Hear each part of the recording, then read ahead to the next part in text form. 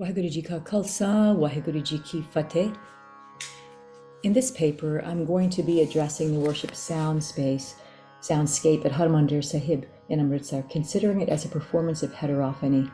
This iconic Sikh pilgrimage center embodies a multiplicity of interacting and overlapping worship sound spaces, converging to form a complex musical congregation that has evolved over the past 400 years. Considered to be the most visited worship center in the world with a reported 100,000 visitors daily, this temple complex provides an incomparable sonic experience where one can witness continuous sessions of devotional singing from early morning to late evening. Founded in 1577 by Guru Ram Das and completed by the fifth Guru, Guru Arjan Dev, Harmandir Sahib and its complex of temples and buildings has witnessed numerous invasions and attacks and changes in authority throughout its history.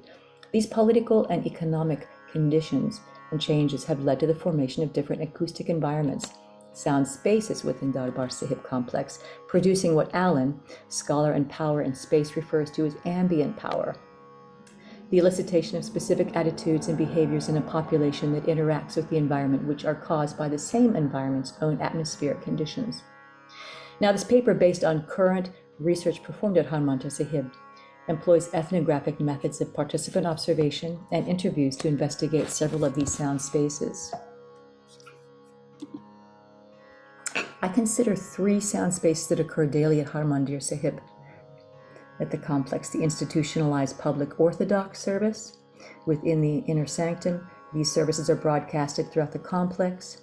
The congregational walking services on the Parikram, and the worship services in the subterranean counter public crypt at Tara Sahib, known as Bora Sahib. Each of these sound spaces acts as a performance of memory, linked to key historical events, drawing together the traditions of both the people and the institution, the folk and the classical traditions, and in doing so, plays a role in offering a historically inflected spatio-sonic identity to the complex throughout layers of heterophony. In addition, I consider how these sound spaces are each encoded with degrees of authority and the mediation of power, which, while seemingly independent from each other, are connected to the singular devotional act of singing Sikh hymns.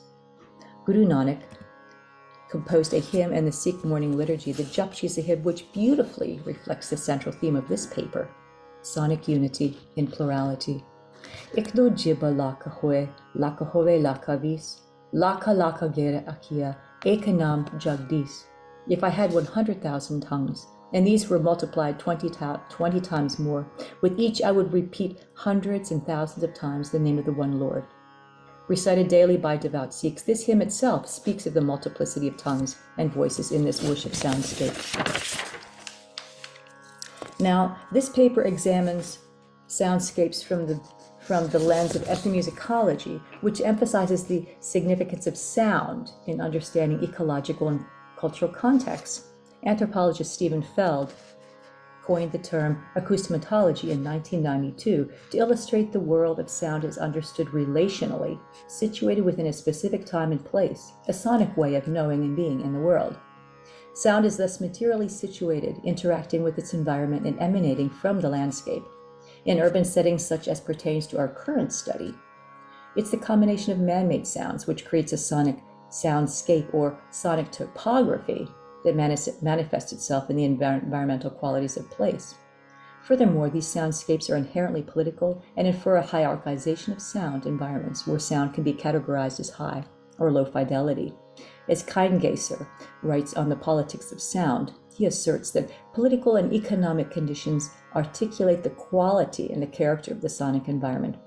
At the same time, the sounds iterate and reflect the aspect of political culture. To understand the soundscape of Darbar Sahib complex, we must investigate the sound spaces, the sonic niches, the relational sonic spaces of intimacy and sharing, whose changing boundaries are defined each time by its own structural sound qualities.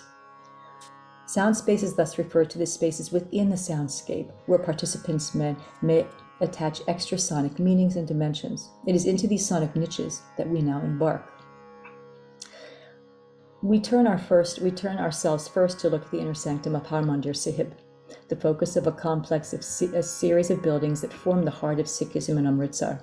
A center of worship for all people, its Its square plan with 4 entrances occupies a small island in the center of a man-made tank called the Amrit Sarovar. Scattered around the circumambulatory path are a series of shrines that commemorate key historical events in Sikh history.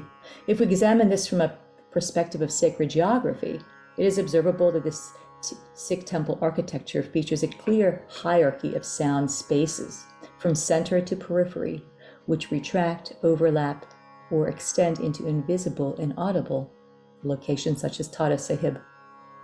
Throughout the entire complex, one can witness an intimate and continuous connection with the Sikh scripture, the Sri Guru Granth Sahib, in the daily life of the Sikhs, as evidenced in the daily routines and worship services. Within the inner sanctum, which we'll move to here, within the inner sanctum of Harmandir Sahib, the Guru Granth Sahib is lovingly attended by a variety of sevadars, while Ragi Jatas sing hymns of praise and worship, accompanied by harmonium, tanti saz, and tabla. From 2:45 a.m. to 10:30 p.m., a continuous program of kirtan, 15 kirtan jhankis are executed by priests, musicians, and volunteers who've all been approved by the SGPC, which oversees the management of historic gurdwaras, the Harmandir Sahib being the most celebrated. Ragis, trained musicians, must all pass a vigorous examination, demonstrating their knowledge of Sikh liturgical music, as well as adhering to the established codes and conduct of being a baptized Sikh. Currently, there are over 100 Ragi Jatas employed with the SGPC. Now, the Kirtan Jhankis conducted within Harmandir Sahib, the inner sanctum, are highly structured and ritualistic in nature, evidencing a tightly bound, hegemonic presence shrouded in a history of inclusivity and exclusivity. For nearly 400 years, commencing with the first music service in 1577 up to 1947, a diverse group of musicians performed kirtan services at Harmandir Sahib, most notably the Rababis, a Muslim hereditary musician group who had performed kirtan since the time of Guru Nanak. However, following India's partition in 1947, which created both physical and religious division between Sikh and Muslim communities, many Rababis migrated to the newly formed Islamic nation of Pakistan, forever being banned from singing in the inner sanctum. This was due to the newly constructed religious guidelines endorsed by the SGPC, in which only baptized Sikhs, Amritdaris, were permitted to perform kirtan in the sanctum sanctorum. Along with this restriction, women have been historically prohibited from singing kirtan in the inner sanctum. As Sikh historian Navtej Purwal indicates, both the morning and evening rituals and the performance of kirtan in Harmandir Sahib are central boundary markers of a masculinist Sikh identity. He continues, the persistent exclusion of women from formal rituals is a poignant reminder of the obstinate nature of institutional authority in maintaining bounded exclusivity. To this day, the persistence of historically accepted androcentric routines still controls the daily rituals in Harmandir Sahib. It's not that women do not perform kirtan and other gurdwaras within the complex, but rather that the rituals associated with Harmandir have been controlled and maintained by men. Due to its hierarchical sonic importance, kirtan within Harmandir Sahib also receives the highest fidelity and exposure, being amplified by loudspeakers throughout the complex. Now we consider our second sound space, the walking Jhanki Sahib. Moving out from the hymn singing in the inner sanctum with its highly ritualistic, regulated boundedness, the walking services in the Parikram jaws from a loosely organized lay community of diverse ages and genders and religious stances.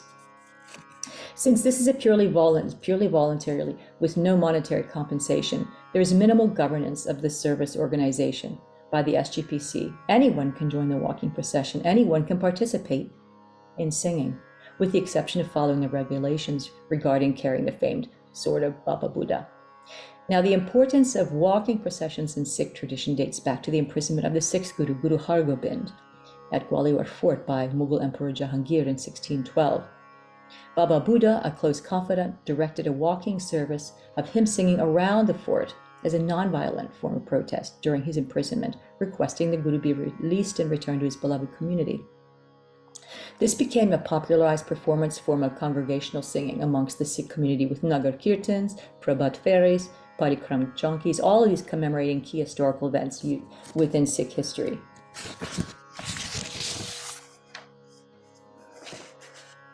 Currently, there are 4 Parikram Chanki services held daily at Darbar Sahib, 2 in the morning and 2 in the evening. The Baba Buddha Chanki, also referred to as Chanki Sahib, is both the oldest and the only service performed contiguously for over 400 years, with the exception of one day in 1984 when Harmandir Sahib was raided by the Indian Army during Operation Blue Star. The other services are an imitation of this service, which is the most spectacular, as it occurs in the evening, after evening prayer, when the Harmandir Sahib is illuminated, dazzling in a golden hue against the darkened sky, casting a golden reflection in the surrounding tank. Like the hands on a clock, the revolution of the ensemble marching around the sacred axis symbolized the persistence of memory and time, enacting a phenomenological space of renewal and remembrance that occurs through the circumambulation. Now, the majority of my work on Chanki Sahib occurred in 2007, during which time I spoke in depth with the Mahant at the time, the late Jagjit Singh, an 8th generation exponent of this tradition, who graciously invited me to freely participate and experience the service. He appears in this 1965 photo, standing next to his father, Mahant Kalyan Singh, who is holding the famed sword of Baba Buddha. Jagjit Singh provided me with a chart that traced his genealogical affiliation with this Chanki, perhaps 150 years. In this next photo, 42 years later, in 2007, Jagjit is the acting Mahant of his co-adjutant Bhai Ravinder Singh standing to his right. In a heartfelt interview, Jagjit Singh spoke of the importance of this Kirtan Chanki. I understood from our interview that this ritual journey not only reinforced a historically inherited memory, but also articulated the key values of Sikh faith: the power of the Shabad and the sword, and the effectiveness of inclusive participatory musical services, self-governed, self-organized, as a means of integrating the community into a ritual journey. Thus, it's a means of forging a religious conviction and commitment. Now, this is a diagram that marks out the path of the Chanki Sahib with 8 prominent stops on the Parikram. The Mahant leads the congregants around the Golden Temple, stopping periodically to commemorate historical places and sacred geography of the shrine. It commences in front of the occult takat and concludes with a formal prayer at the entrance of Harmandir Sahib. The experience of this Chanki is saturated with sounds of Gurbani through and through. If I had to describe this event, I would portray it as a sound space layered with multiplicities of memories and meanings and voices. The procession consists of 2 groups who are performing a call and response style singing, Variante Kirtan, which Jagjit Singh claims to have been passed down from generation to generation. The intertextual overlapping of the unique call and response style singing is evidenced throughout the entire service, with the closely overlapping bichoral call and response style reflecting and reinforcing the text being sung. Not only does this layering of voices appear in this walking ensemble, but can be experienced in the following video from an evening service in March 2012.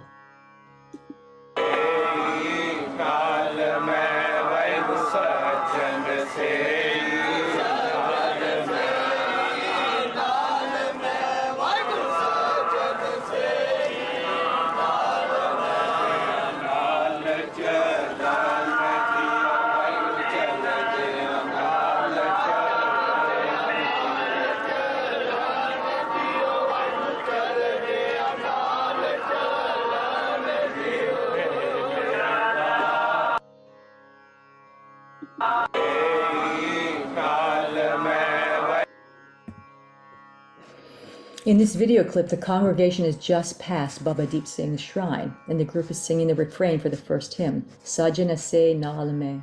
Notice the call and response pattern, the text and voice overlapping with rhythm and pitch. The lyrics to the Shabad also appropriately reinforce the sentiments of the 400-year-old story. They alone are my friends who travel along with me, and in that place where the accounts are called for, they appear standing with me. Now, interestingly, Kirtan from the inner sanctum, amplified through the Bose loudspeakers, can be heard merging and melding with the Variante Kirtan. Inside the Harmandir Sahib, the Ragi ensemble sings Nana Rup, Nana Jake Rang, Nana Be Kare Rang, Nanak Bid Kini Bistar. Many are his forms, many are his colors, many are the appearances which he assumes, and yet he is still one. In so many ways, he has extended himself. The theme of multiplicity is perpetually being expressed through hymns. Somehow this heterophonic moment does not disturb or interfere with the processional, but rather enhances and reinforces a theme of many voices in this moment and throughout history. The Mahant himself expressed that when they were walking in the parikram and singing, they were one, a katha. These voices intertwine with the sounds amplified from the inner sanctum, blending to form a sound identity of place, a series of sounds that taken together allow the devotees to coalesce around a shared identity of a sonic space, a collective acoustic identity which transcends social hierarchy. Now this takes us to our third worship space, Gurdwara Tara Sahib, a small shrine dedicated to the ninth Guru, Guru Tegh Bahadur, son of Guru Har Gobind, commemorating his visit to Harmandir in 1665. As tradition has it, after his ascendance to the throne of the Sikhs, he came to the temple to pay homage, and upon arriving was forbade entrance to the temple premises, which were then under the control of his envious granduncle, Priti Chand. It is said that the peace-loving saint did not dispute this, and before taking leave, he rested for a while on a tada, literally an earthen platform. After resting, he went to a nearby village, whereupon which women of Amritsar came to him, repenting for the shameful way that he had been treated. In response to their humble remorse, Guru expressed, "Ever blessed by God be the women of Amritsar." A century later, Sikhs built a shrine over the earthen platform known as Gurdwara Tara Sahib, the Pillar of Patience. This simple structure, cast like a rounded platform with 12 sides, contains a basement chamber known as Bora Sahib, where many pilgrims go to meditate and also sing kirtan, a routine which has been passed on for 70 years. Entering into this intimate setting, one can sense a definite contrast to the opulence and grandeur of kirtan in Harmandir Sahib. And the expansive and public service we encounter in the parikram. As we enter the temple, we encounter yet another ceremonial reading of the scripture, after which we descend to the basement known as the Bora Sahib. The basement draws many pilgrims to sit and meditatively read Sikh scriptures in a quiet and cool location away from sights and sounds.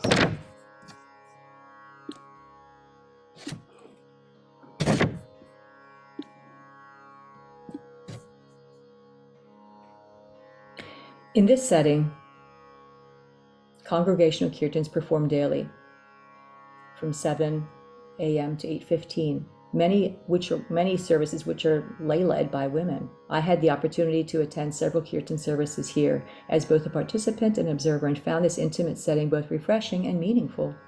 Here in this private yet informal space, the guidelines to follow are simple and few. I spoke with Bibi Maninder Kaur, 43-year-old kirtan singer who regularly performs at Tara Sahib. She's dressed in black, seated in the upper right-hand corner here in this photo. I inquired as to any prescribed regulations for performing kirtan here. And she explained that anybody can sing here. There are no restrictions on type of kirtan to be done. You don't have to have raga knowledge. Women simply have to dress modestly with no nail polish, no lipstick, and guys have to wear kurta pajama, etc. As long as they follow the Sabit Surat, someone who has not cut their hair, you don't have to be baptized, even though it's preferred. There is an equal amount of guys and ladies who do kirtan at Tara Sahib. It is basically first come, first served to do kirtan. I inquired about her experiences of both singing as a female and singing kirtan at Tara Sahib Gurdwara. She expressed, "I enjoy listening to kirtan at Harmandir Sahib. However, at Tara Sahib, I'm giving my hazuri at Darbar Sahib. My presence of singing is at Harmandir Sahib, and it's the stan, the place of Guru Tegh Bahadur, a historical place, and I feel blessed.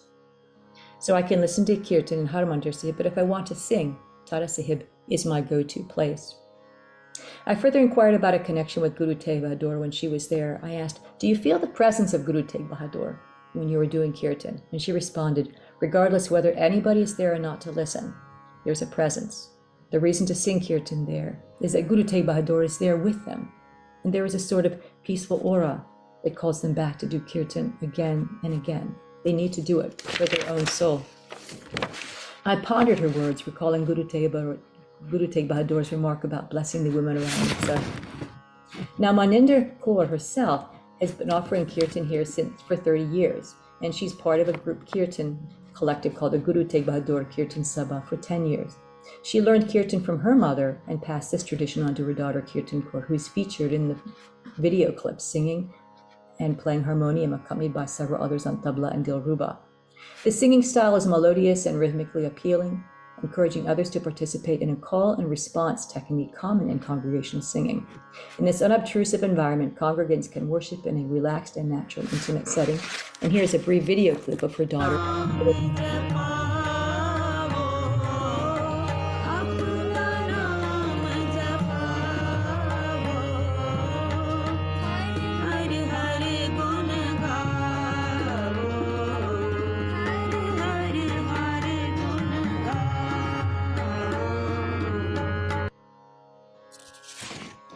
Maninder further informed me that during the pandemic, when Kirtan at Tara Sahib was closed due to lockdown, she and a group of others formed a Kirtan society, Shri Guru Tegh Bahadur Kirtan Society, on Facebook. Through this virtual platform, members could still meet and sing. As 2021 marked the 400th anniversary of Guru Tegh Bahadur, the team initiated an online Kirtan festival held over 50 Sundays, during which congregants could sing hymns from the scripture, always beginning with a Shabad by Guru Tegh Bahadur. Anyone could participate. Anybody could perform their favorite Shabads broadcast from their own homes, thus opening up this congregation to viewers and attendees around the world. This virtual community creates yet another sound space, freed from all social and political constraints. This extension of the temple space into private homes may be considered a fourth sound space in which 100,000 tongues have been exponentially multiplied by technological sound power and video broadcasting.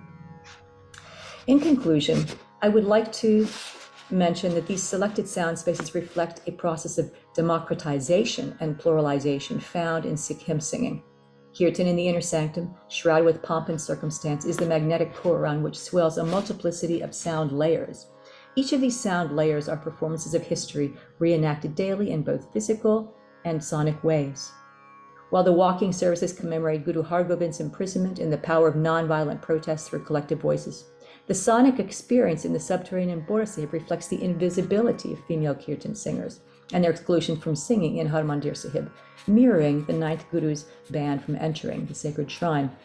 Each of these sound spaces contributes to the complex and rich layers of Sikh history, creating a polyphonic collage composed of situated sound environments that truly offer complementary presentation, united through the history of praise and worship and the multifarious ways that seekers express their devotion to their faith.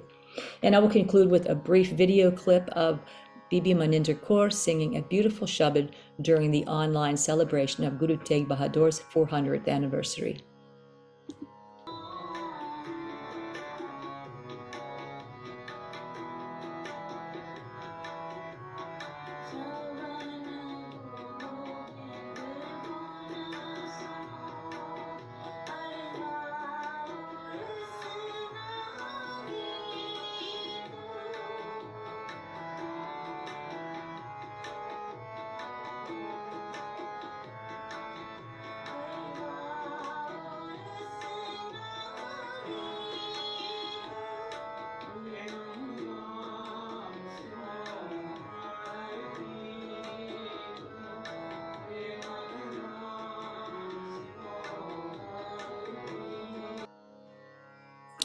And this concludes my presentation.